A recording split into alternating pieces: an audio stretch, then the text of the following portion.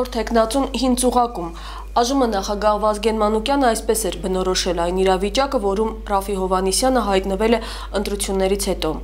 Դե անցած նախագահական ընտրությունների փորձը հուշում է, որ եթե քվեարկության օրը թեկնածուն չի կարողացել պահել իր ձայները, ապա դրանից հետո նա այլևս քայլերի մեծ ընտրություն չունի։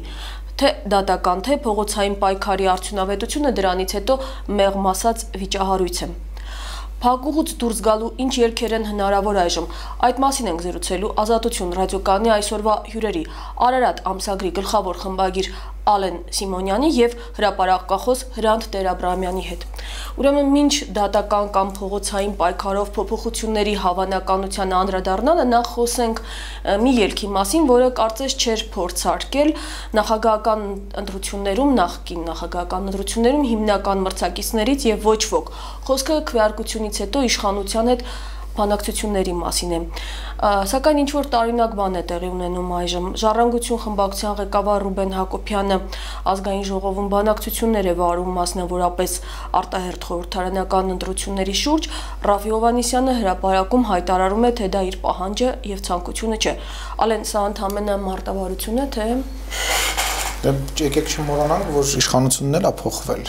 Համեմատ նախկին ընտրությունների այսօրվա իշխանությունը ավելի իր խնդիրը փորձում է լուծել պայմանավորվելու եւ բանակցելու միջոցով, որը բնականաբար հակառակ կողմին է ինչ որ չափ ստիպում նույն դաշտը մտնել։ Այլ հարցը թե ինչով է դա վերջանում։ Եթե Լևոն Տեր-Պետրոսյանի պարագայում դա վատ վերջացավ ընդդիմության համար, կարծում եմ, որ նույն բանը հնարավոր է այստեղ նույնպես կրկնվի։ Ընդդիմության թե իշխանության տրամադրվածությունը կարծես ներկայիս ուրեմն հիմնական թեկնածուի տոնայնությունը, հա, բառապաշարը մի քիչ այլ է, նա թույլ չի տալիս, որ վառեն Սերժ Սարգսյանի եւ Ռոբերտ Քոչարյանի նկարները եւ այլն, ձեզ հայտնի է։ Հիմա եթե թույլ տաք ես համ ձեր հարցին փորձել պատասխանել, համ Ալենին մի փոքր հարցին, համ էլ ուրեմն ինչ վերաբերում է բանակցություններին, ես կարծում եմ բանակցությունները ինքնին իհարկե նորմալ քաղաքական process են, այդտեղ ինքնին վատ բան չկա, այլ հարցը, որ դուք ճիշտ եք ասում, որ այստեղ անհասկանալի մի բան է տեղի ունենում, քանի որ բանակցությունները մի կողմից ընթանում են, ընդ որում ընթանում են ԱԺ հիմնական ոնց որ առաջին կետը, ԱԺ արտահերթ ընտրություններն են, նույնը ինչ որ քննարկվել է Սերժ Սարգսյան, Ռաֆի Հովհաննիսյան, որում հանդիպման ժամանակ եւ Սերժ Սարգսյանի կողմից մերժվել է, բայց ըստ էության կարելի է ենթադրել, որ այդ հարցը դեռ քննարկման մեջ է իրականում։ Այստեղ տարօրինական նույնիսկ գուցե այն չի, չնայած դա էլ է երկու տարօրինակ, որ Ռաֆի Հովհաննիսյանը ասում է, որ ինքը կապ չունի դրանց հետ, ենթադրենք դա մարտավարական քայլ է, բայց ես կարծում եմ, որ հանրահավաքից գոնե բանակցության մասնակիցները պետք է որ ներկայացնեն, եթե ոչ իհարկե չեմ ասում բանակցության ամբողջ ընթացքը, բայց գոնե բացատրեն ինչի մասին է խոսքը, ինչ կապ ունի սա այս հրապարակային process-ի հետ եւ այլն։ Այդ անպայման պետքա ներկայացվեր կարծում եմ, որպեսզի այսպիսի հարցեր չառաջանային հանրության մոտ, որտեղ իրոք տարօրինակ ոնց որ երկու զուգահեռ տարբեր process-ներ են, բայց այդպես չի կարող։ Մի կողմից ասում եմ ոչ մի զգացմունք կորեստ չկա, մյուս կողմից միջնորդավորված բանակցությունը ինքն իրենով վատ բան չի եւ նայած ինչի շուրջ բանակցությունը, կոնկրետ ԱԺ թեման ինձ թվում է թույլ թեմա, բայց կարող է լինել բանակցություն ընդդիմության իշխանության մեջ, դա եկեք այդպես չներկայացնենք, որ դա միանշանակ բացասական երևույթ է, բայց բացասական կարող են գնահատել այն, որ այդ բանակցությունների մասին հրապարակային մատչելի հստակ բացատրություն չի տրվում։ Հիմա առարկե մի փոքր Ալենին, որ ասում է իշխանությունը փոխվել է հիմա, նախկինը չի, չեմ կարծում, Ալեն ջան, այստեղ ես, գիտեք, հա, տարածված այդպիսի բան կա, որ ասենք նախկին նախագահ Քոչարյանը ասենց ասած ինքը իր անհատական հատկանիշները Չէ, պետք չի անհատական ասենք, խնդիրը անձերի մեջ չէ, խնդիրը կայանում է նրանում, որ ժամանակն է փոխվել։ Շատ լավ, այսինքն կարող եմ համաձայնել, թե սերունդի առումով, թե այսօրվա փողոց դուրս եկող մարդի որակի առումով փոխվել է շատ բան։ Չէ, փոխվել է երկիրը, իհարկե փոխվել է հասարակությունը, փոխվել է մթնոլորտը, գուցե նաև աշխարհն է փոխվել, բայց ես չեմ կարծում, որ քանի որ ես չեմ կարծում, որ այսօր եթե իշխանությունը զգա իրական վտանգ ինքն իր համար, իր իշխանությունով կապիտալը կորցնելու, նա չի դիմի նույն բռնի քայլերին։ Այլ հարցը ինքը կկարողանա դրան դիմել, ռեսուրսը կունենա, թե չէ, բայց ասել թե գիտեք հիմա իշխանությունը արդեն ուրիշ է, բարի է եւ բռնի քայլերի չի։ Չէ, չի ասում, որ իշխանությունը բարի է, շատ լավատեսական իշխանությունը բարի չի, ուղղակի դու ճիշտ նշեցիր, այսօր այդ ռեսուրսը չկա, մարտի 1-յան եւ նմանատիպ զարգացումներ լսել եմ շատերն են այդպիսի կարծիքներ հայտնում, ընդ որում ամենատարբեր ճամբարներից, ես թույլ տվեք այս հարցում լինեմ շատ ավելի սկեպտիկ։ ես չեմ տեսնում ռեալ ապացույցները, թե ինչի պետք է այսօր բռնության չդիմի իշխանությունը եւ ինչ ինքը չունի դրա ռեսուրսը։ Ինչ ա եղել։ Լավ, դու հարց տվեցիր Աննաջան, ավելի շատ հիմա ուժային լուծումները բանակցությունների մասին հարց տվեցի, նաեւ գիտես ես այդ տոնայնության հարցը չէի կարևորի։ Հիմա ասեք իմ Facebook-ում էլ երկու ճամբարի ոնց որ բաժանված վիճում են, թե ինչի չի ասում Սերժիկ Հեռացի, միջև չասի Սերժիկ Հեռացի չեն հավատա, մյուսն էլ ասում է դե ինքը ուրիշ ոճի մեջ է եւ այլն։ Ես կարծում եմ դա զուտ ոճական խնդիր է։ Ես իմ ուզածը ձևակերպել եմ եւ ես կարծում կարեւոր չի թե նա կոշտ տոնով կասի, շատ բարի տոնով կասի, պետք է հստակ հնչեցվի Սերժ Սարգսյանի հրաժարականի պահանջը, քանի որ հնչեցվում է մարզպետների հրաժարականի պահանջը շատ հստակ եւ քանի որ հստակությամբ կներես Անեն ջան, չէ, այդպեսի հակասություն չկա։ Գործող նախագահի լիազորությունները վերջանում են։ Չէ, մի րոպե, Անեն ջան, այդ դրան էլ կարող եմ առարկել, եթե անում եք։ Ներողություն հնչած բացատրությունը Ռուբեն Հակոբյանի կողմից, որ նա ուղղակի այլևս չի ընտրվել ում հրաժարականի պահանջենք ձեզ համար համոզիչ չէ։ Դա բացարձակ կազուիստիկայի է մեզ տանում կներեք։ Դա բացարձակ ես չեմ հասկանում ընդհանրապես այդ բանը, հա։ Ուրեմն տեսեք, ինչ է նշանակում ընտրված նախագահը։ Եթե ընտրված նախագահ է, ուրեմն թող չպահանջի օրինակի համար եմ ասում, հա, նաև օրինակ մարզպետների հրաժարականը։ Չէ, Արոն ջան, դե կներես թող խոսամ, էլի չհավատամ, դες չի։ Չէ, թող խոսամ, չի կարող պահանջել ընտրված նախագահ։ Չէ, դու իրավական հարց ես բարձրացնում, այստեղ ժպտալ պետք չի։ Չէ, իրավական։ Չէ, թող ես խոսամ ինչը վերջ միտքս ավարտեմ, ալե։ Միտքս պետք է ավարտեմ, որովհետև դա բացարձակ աբսուրդ է, ինչ որ հիմա ասվում է։ Ընտրված նախագահ չի կարող պահանջել մարզպետի հրաժարականը, նա պետքա մարզպետի հրաժարականը կարող է ընդունել կառավարությունը, ուրեմն պետքա ձևավորել կառավարություն այդ դեպքում եւ կառավարություն ձևավորելուց հետո ընդունել մարզպետի հրաժարականը ինքն էլ որպես ընտրված նախագահ ստորագրի։ Կներես սա արդեն աբսուրդի ինչ որ խաղերի մեջ ենք։ Դա քո կարծիքն է։ Այո, իհարկե դա իմ կարծիքն է, ես իմ կարծիքը չեմ բացատրում։ Կարող է չէ։ Իհարկե բնական է կարող է չլինել։ Փոխվել է համանական համարում եք, որ իշխանությունը կարող է զիջումների գնալ, դե բացառությամբ ինչ որ ակնարկների, որ արդեն իսկ հնչել են եւ Երևանի ավականու ընտրությունների վերաբերյալ, վերահսկողական ինչ որ լծակներ տրամադրելու վերաբերյալ։ Ես համարում եմ, որ սխալ է որևիցե կերպ բանակցել իշխանությունների հետ, չեմ համարում, որ դա ճիշտ է, բնականաբար պուբլիկայի համար դա պետք է արվի, որպեսզի ցուցադրվի, որ այո, մենք կտրուկ քայլերի չենք գնալու եւ չենք բացառում նաեւ բանակցելը, բայց ընդհանուր առմամբ բանակցելը այսօրվա իշխանությունների հետ կարող է լինել միայն մի բանի շուրջ իշխանության հանձնման։ Դա իմ կարծիքն է, որ այդ կարող եք չհամաձայնել, մնացած բոլոր իշխանության հանձնում, եթե դու չես դրել այդպիսի պահանջ։ Իշխանության դրել։ Գիտես ինչ, Հրանտ ջան, պետք չի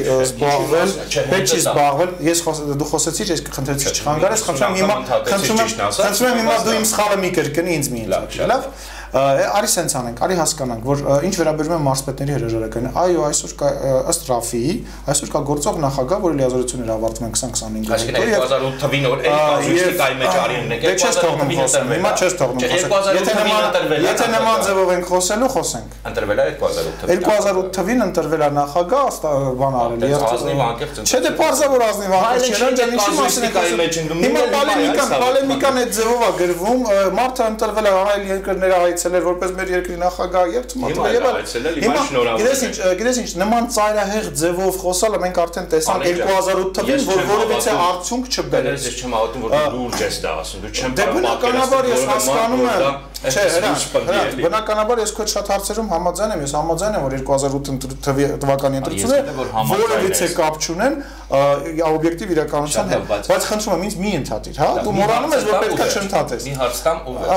ինքնաբացարկը ինչ է նշանակում այդ դեպքում։ Ինչով է տարբերվում։ Հանրահավաքին ասեց Սերժ Սարգսյանի ինքնաբացարկ համասարանից սկսած մինչև Բաղրամյան 26։ Հիմա մի հատ բացատրել ինքնաբացարկը հրաժարականից ինչով է տարբերվում։ Կարես բացատրես, այդքան բաց չէ, էլ չեմ։ Հրանտ, ուզում եմ հասկանամ քո նպատակը որն է, քո նպատակը հասկանալ ինչա տեղնում հրապարակին, որպեսզի հասկանամ ես ինչ դիրքորոշում ունենամ։ Ես չեմ կարող հասկանալ։ Խնդիր չկա։ Ես քեզ առաջարկում գալ հրապարակ։ Ես հրապարակ տեսնել եմ գալու, եկել եմ, այնպես շուտ։ Ես չեմ տեսել քեզ իմիջիալից։ Դե չես տեսել, արի հրապարակ կտեսնես ինչա կատարում, այսօր ես հրապարակ եկել եմ, չէ, բայց դու ասում ես արի հրապարակ, ես քեզ եկել եմ հրապարակ։ Այսօր ես քեզ չեմ թողնելու խոսես այդ։ Շատ լավ ես անում, բայց այդ դեպքում մի ասի արի հրապարակ, ես եկել եմ հրապարակ։ Ուրեմն առաջինը 2008 թվականին եղավ շատ սխալներ, դա բանակցություններ էր 2010 թվականին իշխանությունների հետ, որը այդ սխալը պետք է այսօր չկրկնվի, դա իմ կարծիքն է։ Պետք չէ բանակցել իշխանությունների հետ։ Կարելի է բանակցել միայն մի հարցի շուրջ։ Նոր նախագահական կամ պարլամենտական ընտրություններ նշանակելու, որը դե ֆակտո նշանակում է իշխանությունների կապիտուլյացիա։ Այլ որևիցե, վարչապետ, նախարար եւ այլ։ Իրոք 2008-ին մեկը նախարարի շուրջ է բանակցում։ 2010-ին եք բանակցում։ Ինչի շուրջ էին բանակցում, դա դուրսացնես։ Արտահերթ նախագահական եւ խորհրդանական ընտրությունների շուրջ չէ։ Կարելի է վերադառնանք վերադառնանք այն ինչի մասին դուք բանակցում եք, դա որևիցե պատուղ չէ։ Ես չէի բանակցում։ Դու հակի անդամ ես։ Ես լսի, հակի թույլ է տալիս, դա հակի անդամ չեմ դեռ, երկրորդ ժամանակ չեմ եղել 100%, երրորդը դու ասում ես կարելի է բանակցել մենակ նախագահական եւ խորհրդանական ընտրությունների շուրջ։ Շատ լավ, այն ժամանակ էլ էին բանակցում, տեսան ինչով ավարտվեց։ Չեմ հավատում։ Չես հավատում կներես, ես չեմ հավատում, որ հիմա եք։ Հրապարակում այսպես ասած, այսպես կոչված համաժողովրդական հանրապետի դիմել, սահմանադրական դատարան դիմել, չդիմելու հարցը նպատակահարմար եք համարում այդ դատական ճանապարհով գնալը։ Էլի չի համաձայնվի, չէ, ես էլ նպատակահարմար չեմ համարում, հա։ Շատ ավելի։ Նրան ջան, մենք շատ հարցեր մենք միակարծիք, ես որ լռում եմ, դրա հետ մեկը, բայց հետաքրքիր է կողքից հետևելով Ռաֆի Հովհաննիսյանի այս կապակցությամբ դիրքորոշմանը համեմատել էր Պարուհի Հայրիկյանի սահմանադրական դատարան դիմել չդիմելու գործընթացի հետ։ Մի քիչ գուցե ինքը շտապում է, այս բանը այդ չի, բայց համենայն դեպս խնդրահարույցեր ինչ է։ Քվեարկության դնելը ինքն իրեն եմ ասում, դա էլ բան չի, նույնիսկ գովելի է, որովհետև ասենք եթե ուղիղ դեմոկրատիայի process-ը դա լավ է, բայց ես կարծում եմ, որ կոնկրետ այս հարցի դեպքում, եթե դնում ես քվեարկության, պետք է պարտադիր էլի բացատրվեր։ Այսինքն, եթե կան տեսակետներ հենց հրապարակում, հա, հենց կամ հարթակում, չգիտեմ, կա տեսակետ, որ պետք է դիմել եւ դա փաստարկված տեսակետ է եւ կա հակառակ տեսակետը, որը նույնպես իր փաստարկները ունի, պետք է քվեարկությունից առաջ իմ կարծիքով, որպեսզի դրանից պոպուլիզմի հոտ չգար, ուղղակի հիմա ուզում եմ ես քեզ ընդհատեմ, որովհետև գիտես ինչ հետաքրքիր է, գիտես ինչու՞մն է, որ այդ քո ասած բացատրությունը, քաղաքական վերլուծությունները եւ մնացած բաների ժամանակը անցել է, մենք դրա մեջով անցել ենք վերլուծությունների ժամանակը ոչ կարասից այո անցել է, շատ բաների ժամանակը հիմա ինչի ժամանակը ասեմ մի հետաքրքիր բան ասեմ, որին ասեմ անկեղծության ժամանակ այսօր անկեղծության ժամանակ է, Ռաֆի ամենամեծ անկեղծ է, նա երբ որ չգիտի ինչ անելու, ասում է ես չգիտեմ ինչ անել, եկեք հասկանանք մենք ինչ ենք անում, գիտես ինչ խելացի դեմքի արտահայտություններով, ասեն խելացի դեմագոգիա ես անում, թե դա այլ հարց է, ուրեմն ես գիտես իմ տպավորությունը որ նա անջան, ոնց որ ասեն մի քաղաքականացրեք այս process-ը, այդ է տպավորությունը, ասում եմ քաղաքական վերլուծություն, համաձայն չես որ այստեղ սոցիալական եթե անցել է, սոցիալական միֆի հետ ես ընդհանրապես այդ միֆը բան չկա։ Դա մի ֆաստ։ Ամբողջ համաշխարհային պատմության մեջ գոյություն չի ունեցել որևէ սոցիալական բունտ։ Խելացի դեմքով, խելացի մտքերասելով,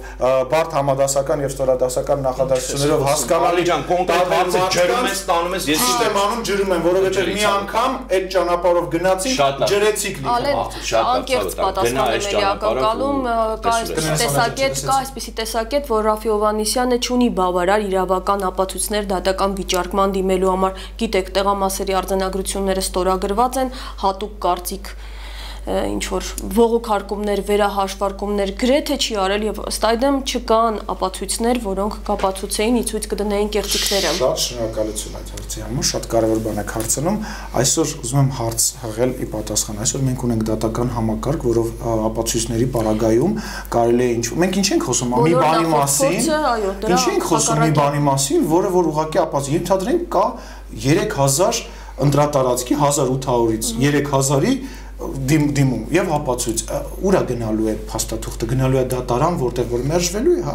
ինչի մասին է խոսքը իսկ փողոցային պայքարի միջոցով ես ասեմ ուրեմն մենք սպասենք երբ որ կդիմի կամ չի դիմի սահմանադրական դատարան ես կարող եմ նախորդ իմ կարծիքը ասել եթե չդիմեց սահմանադրական դատարան փաստը լինելու է այն որ Սերժ Սարգսյանը 91 թվից հետո լինելու է առաջին Հայաստանի նախագահը որի լեգիտիմությունը եւ ընտրությունները 2013-ի առաջինն է լինելու, որոնք չեն վիճարկվելու ընդդիմության կողմից։ Այս ամեն ինչը հետո կխոսվի հրապարակից ինքը ընտրված նախագահ էր, չընտրված նախագահ էր, դե ֆակտո դե յուրե չգիտեմ, փաստը մնալու է պատմության մեջ միայն այդ փաստը։ Իսկ մնացած ասենք քաղաքականության ժամանակն էլ է անցել, հիմա մշակութային process-ներ, հիմա շատ լավ, բարի ճանապարհ, ես այդ որ ասում ես չի վիճարկվել, հա չի վիճարկվել, դրանով Սերժ Սարգսյանի լեգիտիմությունը դառնում է մոտավորապես 91 թվի Լևոն Տեր-Պետրոսյանի լեգիտիմությանը հավասար։ Մանր ասում ես ճիշտ չի դիմել համանդրական։ Ես ոչ եմ ասի, ես ասի ճիշտ չէր, այդ քվեարկությունը առանց ներկայացնելու խնդրի էությունը կողմ եւ դեմ փաստարկներ։ Այսինքն դու համարում ես ճիշտը դիմել դատարան, պատկանտրոլնի դատարանը եւս մեկ անգամ հաստատի լեգիտիմությունը, դրանով իրավական գնահատական վերին համանդրական դատարանը վերին ացիանն է։ Իրավական գնահատական տալով եւ հաստատելով Սերժ Սարգսյանի լեգիտիմությունը։ Դու դրա կողմնակից ես, ուրեմն ընտրությունը շատ բան եք տեսել, կարևոր չէ ինչ եք տեսել, ուրեմն